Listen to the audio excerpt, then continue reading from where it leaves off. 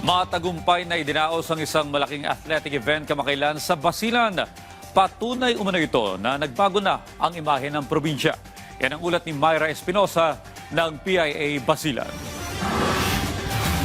Sa kauna-unahang pagkakataon, Isabela City Basilan ang host ng ika-22 Zamboanga Peninsula Regional Athletic Association Meet, isang makasaysayang pagbubukas ng palakasan sa rehiyon.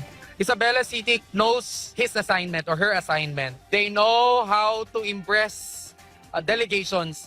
They know how to ensure that athletes, coaches, and all officials are actually welcomed and come here respected. Ayon kay Governor Mujib Hataman, higit pa sa sports, isa itong malaking tagumpay para sa Basilan dahil patunay ito na nagbago na ang imahe ng Basilan. Makasaysayan ang jipraan na ito sa gitna ng masamang mga balita at kwento sa ating lalawigan.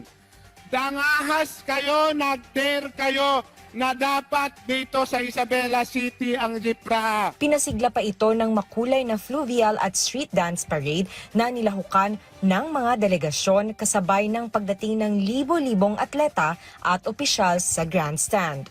Ang inyong presensya dito ngayon sa Isabela Basilan ay ehemplo ng pagsuporta sa lumalaban. You have truly given us, the people of Isabela Basilan, a most beautiful gift. Mula rito sa Basilan para sa Integrated State Media, Myra Espinosa ng Philippine Information Agency.